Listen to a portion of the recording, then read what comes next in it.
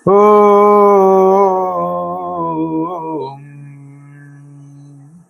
आनंद।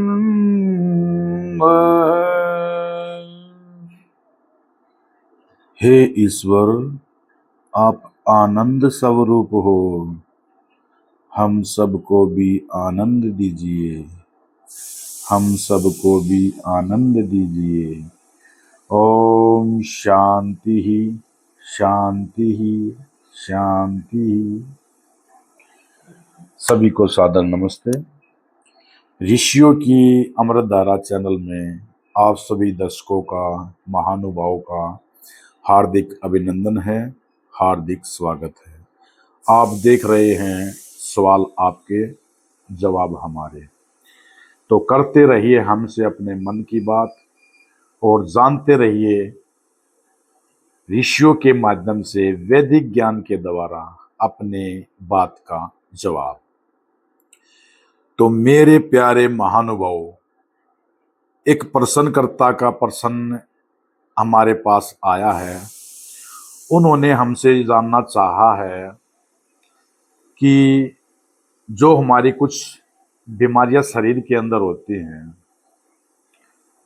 शारीरिक बीमारियां, उन बीमारियों को हम पहले से नहीं जान पाते, उनके लक्षणों को ठीक से नहीं जान पाते, जिसके कारण एक भयंकर बीमारी हमें ग्रस्त कर लेती है और फिर उसको ठीक होने में ज़्यादा समय लगता है और पैसा भी हमारा ज़्यादा लगता है। तो उन बीमारियों के बारे में कुछ उनके कारण और कुछ लक्षण ऐसे बताए कि हमें पहले से उस बीमारी का ज्ञात हो जाए और हम समय रहते उन बीमारियों का इलाज कर पाए। सभी का धन्यवाद। तो सबसे पहले हम तापमान के बारे में जानेंगे। तापमान अर्थात टेम्परेचर। शरीर के गर्म होने या ठंडा होने को तापमान कहा जाता है। यानी जब हमारा शरीर ठंडा हो जाता है, ठंडा होता है या जब गर्म होता है तो उसको हम टेम्परेचर या तापमान कहते हैं। इसको थर्मामीटर के द्वारा मापा जाता है। सामान्य व्यक्ति का तापमान 36 डिग्री सेल्सियस से 37 डिग्री सेल्सियस। एक सामान्य व्यक्ति का तापमान, ध्यान दें, 36 डिग्री सेल्सियस से 37 डिग्री सेल्सियस तक होता है, अर्थात 97 डिग्री फ़ारेनहाइट से हैं स्टॉप करिए इसमें। हमारे एलोपैथिक डॉक्टरों ने ये बताया है कि शरीर का जो नॉर्मल या सामान्य जो तापमान होता है वो 36 डिग्री सेल्सियस से लेकर 37 डिग्री सेल्सियस, अर्थात 97 डिग्री फ़ारेनहाइट से 99 डिग्री फ़ारेनहाइट तक होता है। अगर इस बीच में किसी का तापमान है तो वो व्यक्ति स्वस्थ माना जाता है। अब है एवरेज टेम्परेचर, औसत टेम्परेचर। ज्यादातर मनुष्यों में 37 डिग्री सेल्सियस या 98 डिग्री फ़ारेनहाइट तापमान पाया जाता है। 99 डिग्री फ़ारेनहाइट से 100 डिग्री यानी 100 डिग्री, 99 डिग्री फ़ारेनहाइट से 100 डिग्री फ़ारेनहाइट तक का जो तापमान है वो हल्का बुखार माना जाता है। अगर किसी व्यक्ति को 99 से लेकर 100 डिग्री तक का टेम्परेचर उसका है तो वो हल्का सा साधारण बुखार माना जाता है। और 100 से 103 डिग्री अगर किसी का तापमान हो जाता है तो वो फीवर या बुखार उसको कहते हैं। और अगर 103 डिग्री से तापमान और अधिक हो जाता है, यानी 103 डिग्री से भी अगर अधिक किसी व्यक्ति का तापमान हो जाता है तो उसे बहुत तेज बुखार माना जाता है, और ऐसी स्थिति में फिर हमें घर नहीं बैठना चाहिए। ठंडे पानी की पट्टी लगातार माथे के ऊपर लगातार रखनी चाहिए और अपने नज़दीकी अस्पताल से संपर्क करना चाहिए। दूसरा होता है हमारा लो टेम्परेचर। यदि किसी व्यक्ति का 35 डिग्री सेल्सियस या 95 डिग्री फ़ारेनहाइट से नीचे तापमान हो जाता है, ध्यान दें, यदि किसी व्यक्ति का 35 डिग्री सेल्सियस या हम कहें कि 95 डिग्री फ़ारेनहाइट से तापमान नीचे चला जाता है तो वो लो टेम्परेचर माना जाता है। ये भी एक गंभीर स्थिति है और ऐसी स्थिति को नज़रअंदाज नहीं करना चाहिए। दूसरा हमारा है हार्ट रेट, अर्थात दिल की धड़कन। ये एक आज के समय में खान पान को देखते हुए एक बड़ी बीमारी चल रही है। हार्ट रेट कभी ज़्यादा हो जाती है, कभी कम हो जाती है। तो उस हार्ट रेट को जानिए कि वो पहले क्या होती हैं। हार्ट रेट का मतलब है कि हार्ट कितनी बार धड़कता है। किसी मनुष्यों में उसका दिल कितनी बार धड़कता है 1 मिनट में। हार्ट रेट का अर्थ है कि इस व्यक्ति के अंदर 1 मिनट में उसका दिल कितनी बार धड़कता है, उसको हार्ट रेट या हृदय गति कहा जाता है। सामान्य व्यक्ति की जो पल्स रेट 60 से 80 के बीच में मानी जाती है। अगर किसी व्यक्ति की जो हार्ट रेट है, पल्स रेट है, हृदय गति 60, 65, 70 या 80 तक है तो वो एक अच्छी स्थिति मानी जाती है, उसमें कोई खतरे का संकेत नहीं होता है। और यदि किसी व्यक्ति की हृदय गति या उसकी पल्स 80 से 100 के बीच में हो जाए, यानी 85, 90, 95 या 100 तक उसकी हो जाए, तो उस व्यक्ति में तनाव या घबराहट हो सकती है, शरीर के अंदर कंपन पैदा हो सकती है। 100 से अगर ऊपर किसी व्यक्ति की पल्स रेट हो जाए, यानी 105, 110, 120, 25, 30 या इससे ज्यादा हो जाए, तो वो एक चिंता का विषय माना जाता है। मेरे प्यारे दर्शकों, अगर किसी की पल्स रेट 100 से ऊपर हो जाए तो हमारा शरीर फिर उस पर विकार देने लगता है, घबराहट होने लगती है, दिल तेज तेज धड़कने लगता है, शरीर में वाइब्रेट होती है, बोलने संबंधी कुछ भ्रम हो सकता है, अनेकों प्रकार की संकेत हमारा शरीर देने लगता है। तो ये एक चिंता का विषय हो जाता है और हमें जल्दी ही अपने नज़दीक के हॉस्पिटल में संपर्क करना चाहिए। दूसरा है हमारा लो पल्स रेट। यदि किसी व्यक्ति की पल्स रेट 60 से कम हो जाए तो वो भी एक चिंता का विषय होता है, उसमें भी हमें को गंभीरता से लेना चाहिए और जल्दी ही अपने किसी फिजिशियन से दिखाना चाहिए।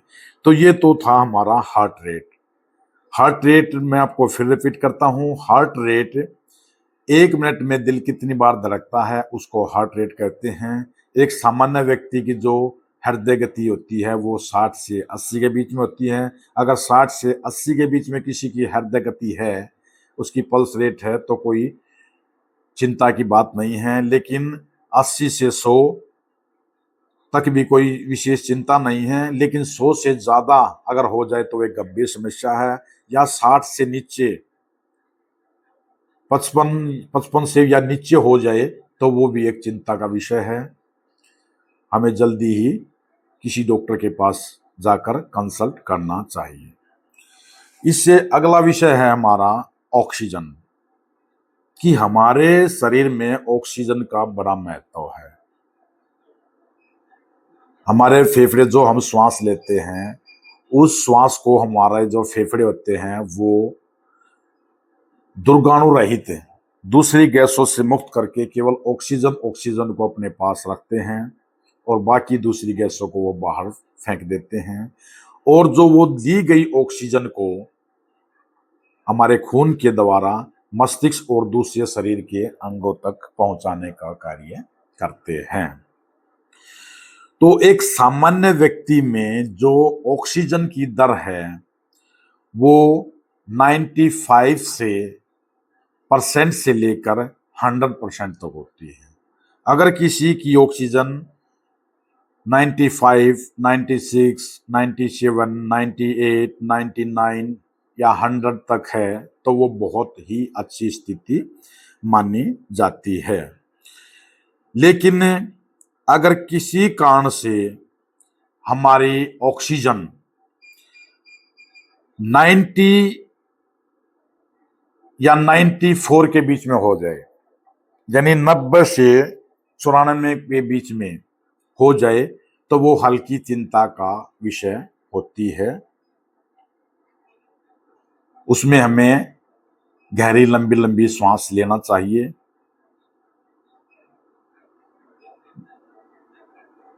एकांत में बैठकर आराम से लंबी लंबी सांसें लेनी चाहिए।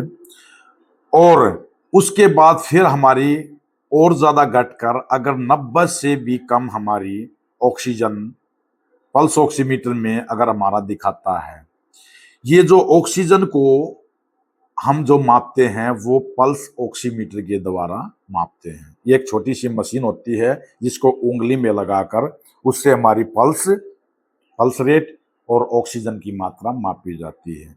अगर किसी कारण से हमारी ऑक्सीजन 90 से कम हो जाए तो वो एक चिंता का विषय है। तो मेरे प्यारे महानुभाव, अगर किसी कारण से ऑक्सीजन 90 से नीचे है तो जल्दी ही अपने किसी फिजिशियन से कंसल्ट करें। अगला एक भयंकर बीमारी जो चली हुई है सामान्यतः वो है बीपी, जिसको बोलते हैं ब्लड प्रेशर, यानी रक्त का प्रवाह। कि हमारी नसों के अंदर, हमारी धमनियों के अंदर खून दौड़ता है, एक स्थान से दूसरे स्थान पर दौड़ता रहता है। हमारा जो हार्ट होता है उसका काम क्या होता है कि पंप करके खून को शरीर के एक एक हिस्से में पहुंचाना होता है। हमारी आंख, नाक, कान, मस्तिष्क, हमारे लंग्स, हमारी किडनी और भी जितने भी हमारे शरीर के आंतरिक और बाहरी अंग है, वो सब काम हमारा हार्ट करता है पंप करके। जिस तरह से हमारे पास एक मोटर होती है और वो मोटर पंप करके पाइप के द्वारा पानी को बाहर फेंकती है, ऐसा ही हमारा हार्ट पंप करके खून को शरीर के दूसरे अंगों तक पहुंचाने का काम करता है। तो अगर इसकी परिभाषित इसको करें तो बीपी वह दबाव होता है, या बीपी हमारे दिल का वह कार्य होता है जिसमें आपका खून हमारी नसों या धमनियों में दौड़ता रहता है।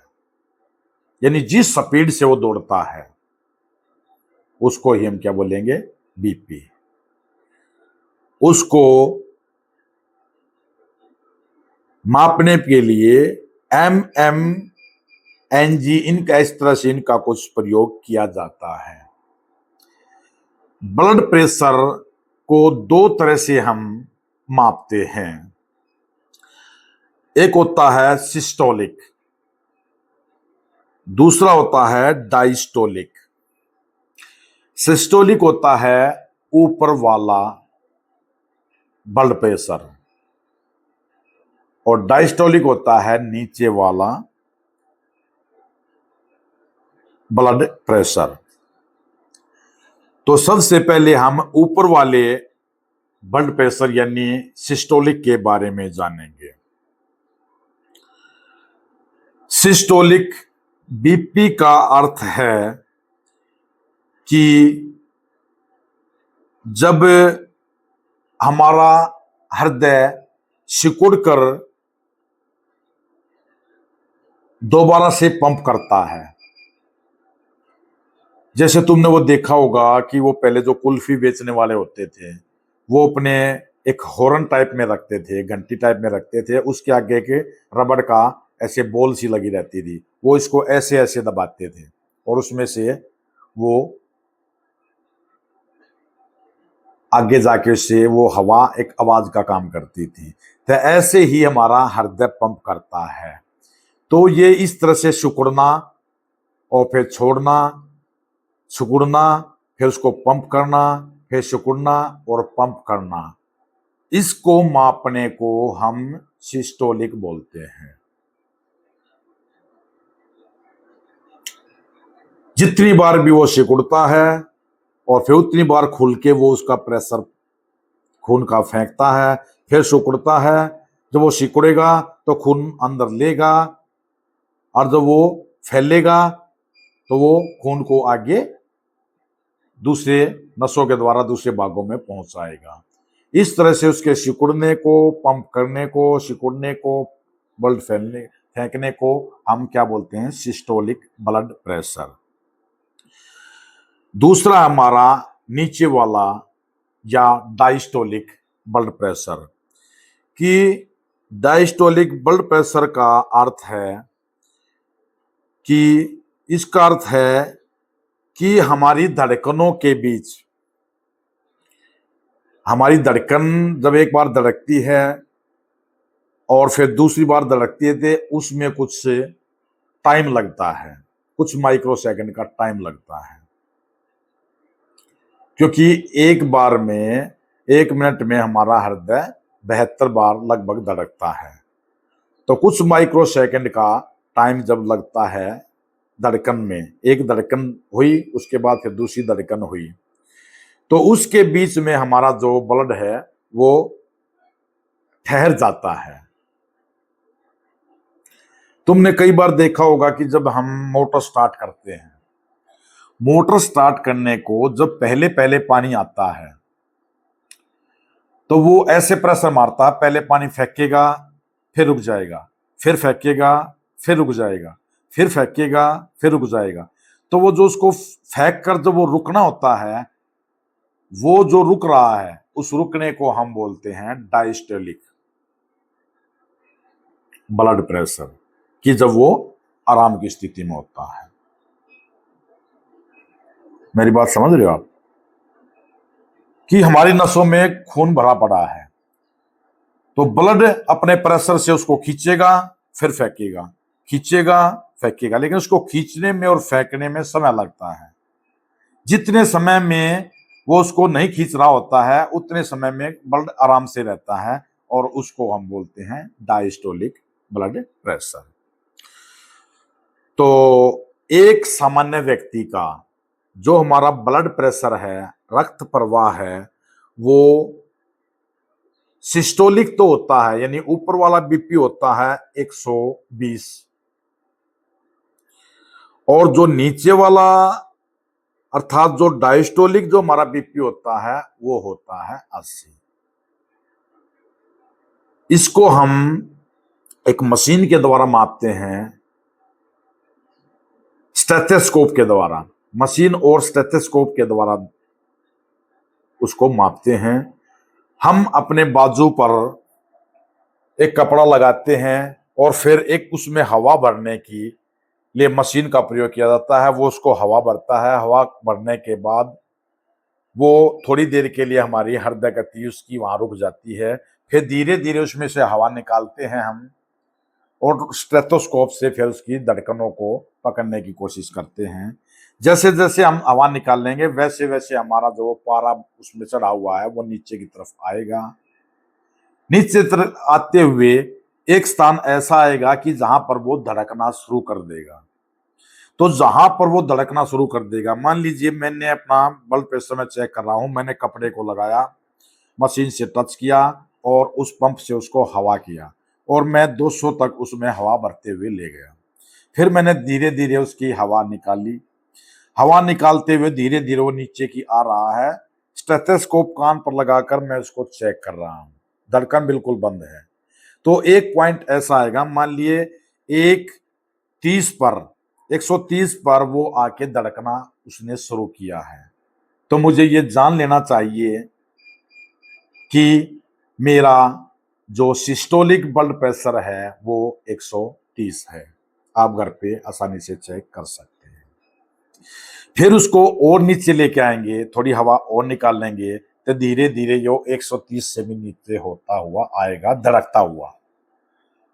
और इस प्रकार धड़कते हुए आते हुए एक स्थान ऐसा आएगा कि जहां वो धड़कना बंद कर देगा।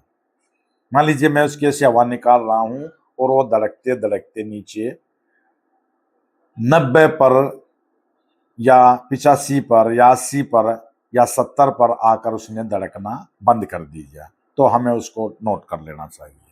वो जो हमारा प्रेशर होगा उसको हम बोलते हैं डायस्टोलिक या नीचे वाला ब्लड प्रेशर। तो इस प्रकार हमने सिस्टोलिक और डायस्टोलिक, ऊपर वाला और नीचे वाला दोनों ब्लड प्रेशर को किस प्रकार मापा जाता है ये सीखा है। आजकल एक डिजिटल मशीन भी आई हुई है, लेकिन डिजिटल की जो गुणवत्ता है उस पर पूरी तरह से वो सटीक नहीं है। अगर मैं किसी डिजिटल मशीन से अपना बीपी चेक करता हूं और उसमें बीपी आता है मेरा 140 ऊपर वाला और 100 नीचे वाला, तो अगर दूसरी जो मशीन से अगर आप चेक करेंगे तो उसमें हमारा बीपी कितना आएगा, 120/70 या 80 आएगा। यानी 20-20 पॉइंट का, 25-25 पॉइंट का अंतर उसमें आ जाता है। तो उसकी जो सटीकता है, उसका जो परिणाम है वो ठीक से नहीं होता है, तो वो उतनी ज्यादा विश्वसनीय नहीं होती है। फिर भी आप चाहे तो घर पर वो डिजिटल मशीन रख सकते हैं। अगर उसमें 200 से ऊपर ज्यादा बीपी दिखाए, 180 से ऊपर ज्यादा दिखाए, तो हमें जान लेना चाहिए कि हमें बीपी हमारा थोड़ा सा बढ़ा हुआ है और जल्दी ही हमें किसी डॉक्टर से कंसल्ट करना चाहिए। जी, अब है कि बीपी कौन सा खतरनाक माना जाता है। यदि बीपी हमारा 120 ऊपर वाला और 80 नीचे वाला है तो वो सामान्य स्थिति है। नीचे वाला अगर 70 और ऊपर वाला अगर 130 तक भी है तो वो भी सामान्य स्थिति मानी जाती है, उसमें कोई हाई ब्लड प्रेशर नहीं माना जाता है। अब है स्थिति डेंजर, कि डेंजर स्थिति कब मानी जाती है, जब हमारा ऊपर वाला बीपी 160 से ऊपर चला जाए, 160, 70, 80, 190, 200 या इससे भी ऊपर चला जाए, और नीचे वाला बीपी 100 को पार कर जाए, तो ऐसी स्थिति को ब्लड प्रेशर की खतरनाक स्थिति कहा जाता है। ऐसी स्थिति में हमें घर पर बैठकर बिल्कुल देरी नहीं करनी चाहिए। अगर इसी तरह से बीपी बढ़ता रहा तो वो शरीर के अंदर कई प्रकार की बीमारियां दे सकता है। ब्रेन की दबाव के कारण नसें फट सकती है, हमें ब्रेन स्ट्रोक हो सकता है, हार्ट अटैक हो सकता है, शरीर पैरालाइज पैरालिसिस हो सकता है। तो मेरे प्यारे महानुभावों, बीपी की इस बीमारी को अगर कोई मेरा दर्शक बीपी की इस बीमारी से ग्रस्त है तो उसको लगातार जो बीपी की दवाई है वो लेते रहें और डिजिटल मशीन से अपना बीपी लगातार चेक करते रहें, क्योंकि बीपी कब बढ़ जाए कब घट जाए उसको कोई कोई विशेष समय नहीं होता है, तो उसको थोड़ी गंभीरता से ले। अगर बीपी की बीमारी का कोई शिकार हमारा दर्शक है, उस बीमारी से कोई ग्रस्त है, तो वो उसको सीरियसता से ले। जी, अब है बीपी के कारण कि बीपी किन किन कारणों से हमारा बढ़ जाता है। एक तो जब ज्यादा हम तनाव में रहने लगते हैं, किसी एक ही बात को बार बार दिमाग के अंदर घुमाना, उसी पर चिंतन करना, उसी का मंथन करना, परिणाम उसका कुछ निकल नहीं रहा है, मन कुछ और कह रहा है, बुद्धि कुछ और कह रही है, जो हम चाह रहे हैं वो हो नहीं रहा है, जो दूसरे चाह रहे हैं वैसा हम कर नहीं सकते हैं। इस तरह से दवन में हम फंसकर एक तनाव में ग्रस्त हो जाते हैं, उसके कारण बीपी बढ़ना स्वाभाविक है। दूसरा, जब हम ज्यादा घबरा जाते हैं किसी चीज से तब भी बीपी बढ़ जाता है। धूम्रपान, किसी भी प्रकार का बीड़ी सिगरेट इत्यादि का धूम्रपान से भी बीपी बढ़ जाता है।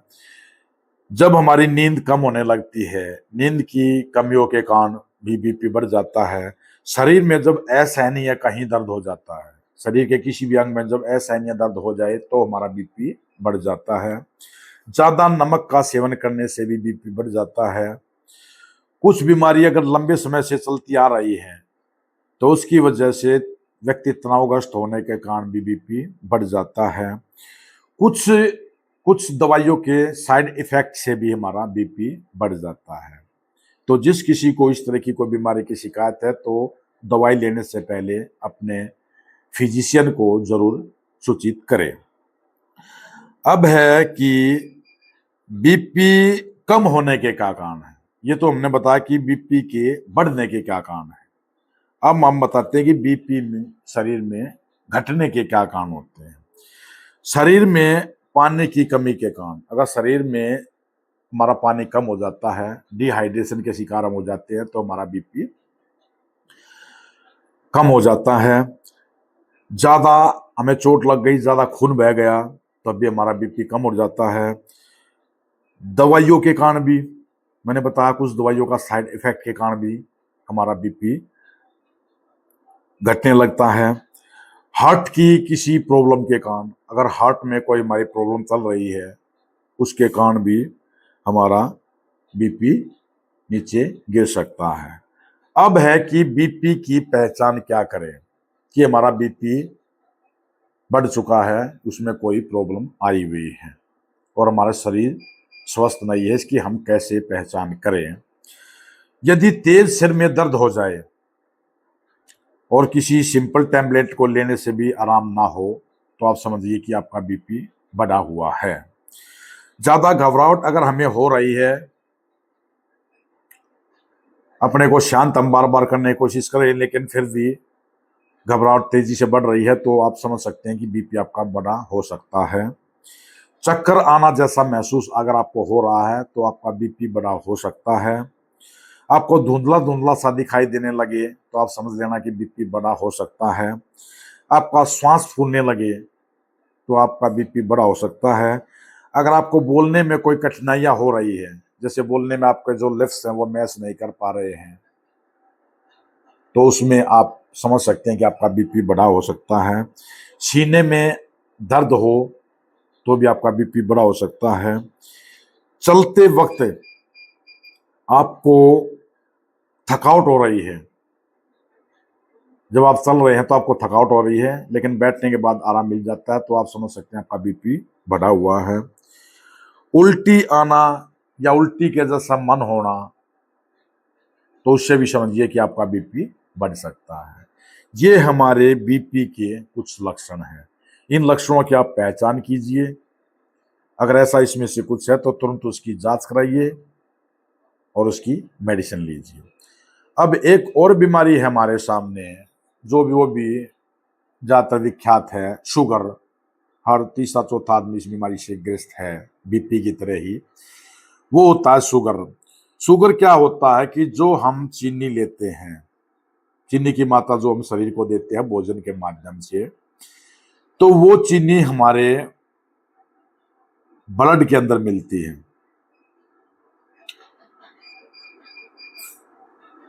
ग्लूकोज का काम करती है, ग्लूकोज बनकर हमारे ब्लड के अंदर मिलती है। लेकिन उसकी जब मात्रा कम या ज्यादा हो जाए तो उसको हम शुगर की बीमारियां बोलते हैं। अगर इसको परिभाषित करना हो तो कैसे करेंगे? शुगर का मतलब है कि आपके खून में चीनी की मात्रा कितनी है, उसको हम शुगर बोलते हैं। अगर एक सामान्य मात्रा है तो वो कोई बीमारी नहीं है। अगर एक सामान्य से अधिक है और या सामान्य से कम है तो वो शुगर की बीमारी कही जाती है। तो हमारे शरीर के अंदर एक उपकरण होता है पैंक्रियाज। हमारे खान पान से या हमारी कुछ व्यवस्थाओं, उसकी व्यस्तताओं के कारण या और दूसरे किसी हमारी जीवन शैली के कारण हमारा जो पैंक्रियाज है वो एक पदार्थ बनाता है, इंसुलिन। हमारा जो लीवर होता है, हमारी दाई साइड में लीवर होता है, उस लीवर के ठीक नीचे हमारा पैंक्रियाज होता है, पित्त की थैली से ऊपर। तो उस पैंक्रियाज का काम होता है कि वो इंसुलिन बनाता है, और उस इंसुलिन का काम होता है कि हमारे ब्लड के अंदर उस चीनी की मात्रा को सामान्य रखना, न कम होने देना न ज्यादा होने देना। किन्हीं कारणों से जब वो पैंक्रियाज इंसुलिन बनाना बंद कर देता है तो हम शुगर की बीमारी से, डायबिटीज की बीमारी से ग्रस्त हो जाते हैं। या तो हमारी चीनी उसमें ज्यादा बढ़ जाएगी ब्लड में, या कम हो जाएगी, और ये दोनों ही खतरनाक मानी जाती हैं। तो अब है कि शुगर किसको कहेंगे? अगर हम खाली पेट किसी मशीन से अपना जब रक्त, ब्लड हम टेस्ट करते हैं और खाली पेट बिल्कुल, और हमारा उसमें जो शुगर आता है वो 70 से 99 के बीच है। जब हम शुगर चेक करने वाली मशीन से अपना खाली पेट शुगर चेक करते हैं, उसमें हमारा 70 से 99 तक का शुगर आता है तो वो सामान्य माना जाता है। और खाना खाने के बाद जो हमारा शुगर है वो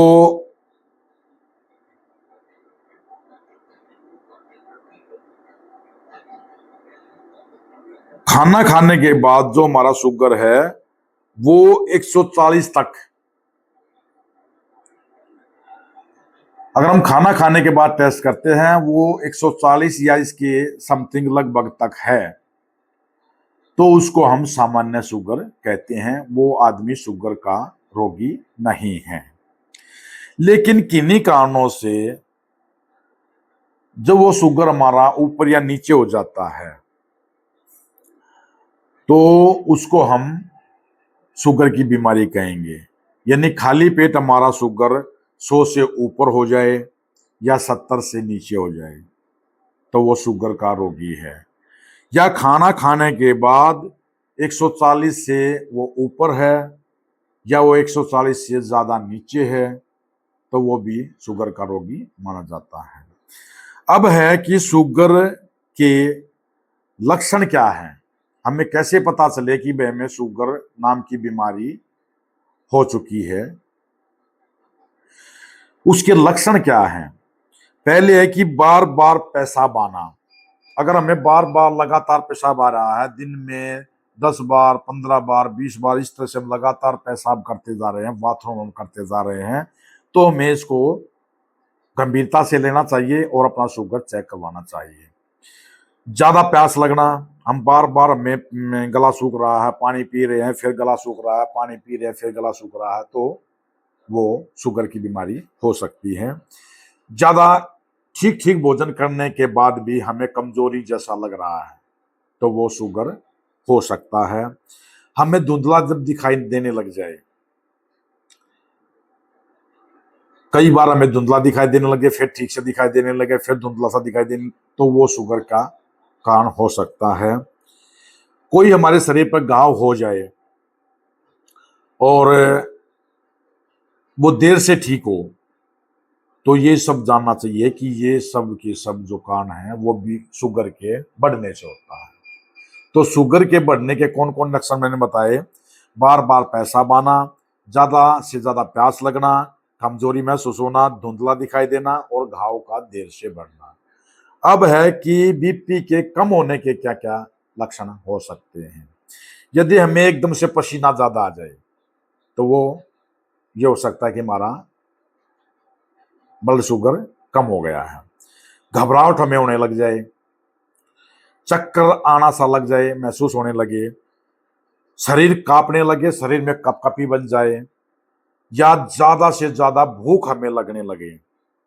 हमने एक बार खाना खाया, 10 मिनट के बाद फिर हमें भूख लगी, 20 मिनट के बाद फिर हमें भूख लगी। अगर इस तरह से है तो हमें जानना चाहिए कि हमें यह शुगर का बीमारी हो सकती है और हमें उसका शुगर को जरूर चेक करना चाहिए। एक और बीमारी है जो आजकल चली हुई है, वो है हार्ट अटैक। हार्ट अटैक जो है उसके क्या लक्षण है?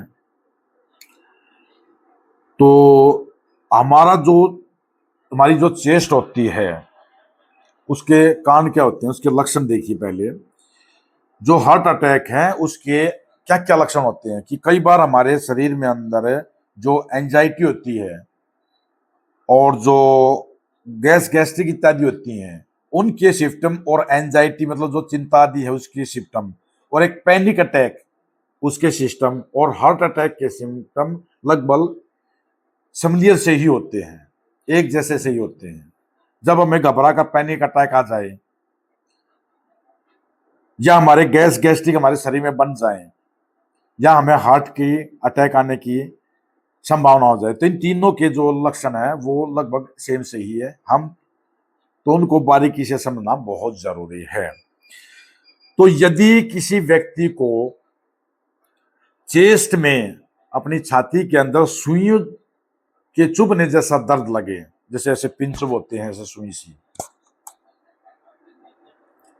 शरीर के किसी भी हिस्से में, तो उसे सावधान हो जाना चाहिए। यदि हमारी चेस्ट के बीचों बीच एक दबाव सा महसूस हो, यहां से दबाव महसूस हो और कमर तक जाए और कमर से यहां चेस्ट तक आए, तो उसे भी हमें गंभीरता लेना चाहिए कि वो अटैक का लक्षण हो सकता है। हमें उल्टी जैसा मन बने, या तो हमें उल्टी आए या उल्टी के जैसा हमारा मन बने, तो वो हार्ट का लक्षण हो सकता है। फिर हमारा चेस्ट के चेस्ट में बाई तरफ दर्द शुरू होकर और हमारे बाएं हाथ की तरफ रोटेट करता है, यानी यहां से दर्द शुरू हुआ और धीरे धीरे बाएं हाथ की तरफ वो जो दर्द है, पेन है, वो यहां तक दौड़ रहा है और यहां से फिर बाएं कंधे की तरफ दौड़ रहा है और वही दर्द फिर हमारे जबड़े की तरफ भी जा रहा है। तो ये संकेत गंभीरता से ले, वो हार्ट का लक्षण हो सकता है। दूसरा है कि जब हम चलें तो हमें चक्कर जैसा महसूस होना, और जब हम बैठे तो हमें राहत सी महसूस होना।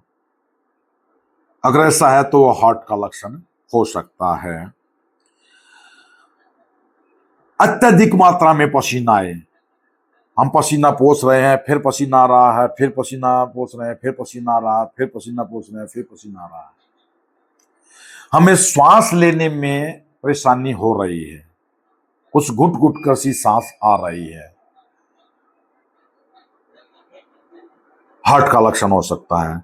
हमें बेहोशी के जैसा महसूस होने लगता है, हार्ट का लक्षण हो सकता है। या हमारे मन में कुछ इस तरह के विचार आने लगे कि आज कुछ गड़बड़ होने वाली है। जब मन इस तरह के संकेत देने लगे तो हमें यह समझना चाहिए कि ये हार्ट अटैक का लक्षण है। तो मेरे प्यारे अभिभावकों, इनमें से अगर कोई भी लक्षण किसी भी व्यक्ति को है, क्योंकि देखिए हमारा शरीर कोई भी गंभीर बीमारी आने से कुछ मिनट पहले, कुछ घंटों पहले अपने लक्षण जाहिर कर देता है। यदि हम उन लक्षणों को समय से समय रहते अगर जांच ले, तो ये जो लोग जितनी तादाद में ये इन बीमारियों से मर रहे हैं, उनको बचाया जा सकता है। तो इस तरह के संकेत हो तो उसको गंभीरता से ले, जल्दी अपने परिवार के सदस्यों को अपने पास बुलाए और जितना जल्दी हो सके देरी ना करते हुए तुरंत ही किसी अच्छे डॉक्टर के, किसी अच्छे हॉस्पिटल में वहां जाकर अपना कंसल्ट कराएं, चेकअप कराएं। जी, तो हमारा समय समाप्त हुआ। आगे कुछ और भी है जो उनका हम अगले एपिसोड में वर्णन करेंगे। उसमें है हमारा लकवा।